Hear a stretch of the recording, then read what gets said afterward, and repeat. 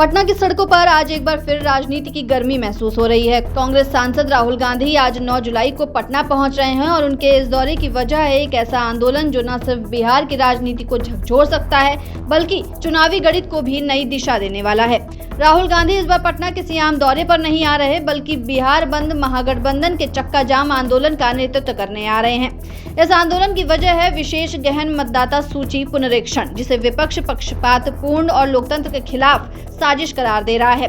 राहुल गांधी पटना में कांग्रेस और आरजेडी सहित महागठबंधन के तमाम घटक दलों के नेताओं के साथ आयकर गोलंबर से लेकर मुख्य निर्वाचन कार्यालय तक विरोध मार्च निकालेंगे और फिर वहां चुनाव आयोग के खिलाफ मोर्चा खोलेंगे।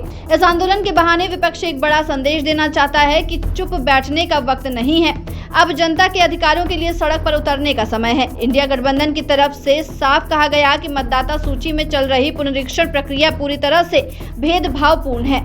आरोप है कि जानबूझकर गरीब, प्रवासी और वंचित तबकों को मतदाता सूची से बाहर किया जा रहा है। कांग्रेस इसे सीधी सपाट भाषा में वोटबंदी की साजिश बता रही है। आज पटना की सड़कों पर जो चक्का जाम होगा वो केवल बिहार की ट्रैफिक व्यवस्था को बाधित नहीं करेगा बल्कि यह आंदोलन सत्ता के गलियारों में सवालों का जाम भी लगाएगा। चौराहों पर प्रदर्शन होगा, पुलिस बल तैनात रहेगा, ट्रैफिक थम जाएगा, लेकिन सबसे ज्यादा हंगामा होगा लोकतंत्र की मूल भावना को लेकर। सवाल ये है कि क्या चुनाव आयोग की भूमिका निष्पक्ष है या फिर किसी दबाव में ये उन नामों को काट रही है जो सत्ता पक्ष को असहज कर सकते हैं। राहुल गांधी का यह दौरा पिछले 5 महीनों में उनकी 7वीं बार यात्रा है और हर बार की तरह इस बार भी वो खाली हाथ लौटने नहीं वाले।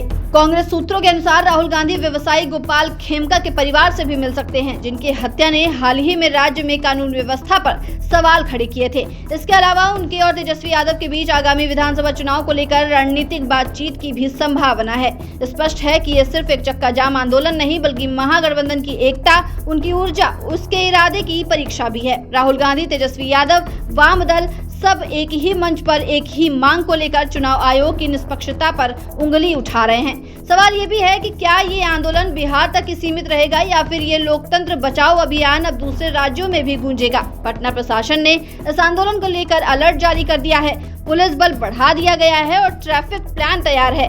हर चौराहे पर विशेष निगरानी रखी जा रही है। लेकिन असली सवाल ये है कि क्या प्रशासन सिर्फ ट्रैफिक को संभाल पाएगा या फिर उसे जनता के आक्रोश का भी सामना करना पड़ेगा।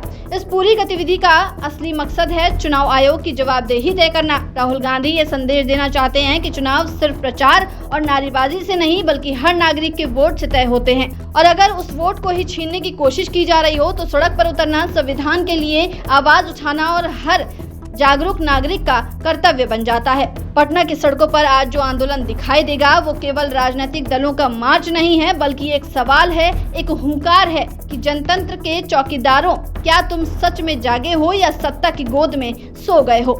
राहुल गांधी और तेजस्वी यादव की ये साझा लड़ाई आगे क्या मोड़ लेती है ये तो समय बताएगा, लेकिन आज का दिन बिहार की राजनीति में एक नई हलचल जरूर पैदा करेगा। एक ऐसी हलचल जो विधानसभा चुनाव 2025 की भूमिका तैयार करने लगी है। ऐसे तमाम अपडेट्स के लिए बने रहिए दस्तक न्यूज़ 24 के साथ।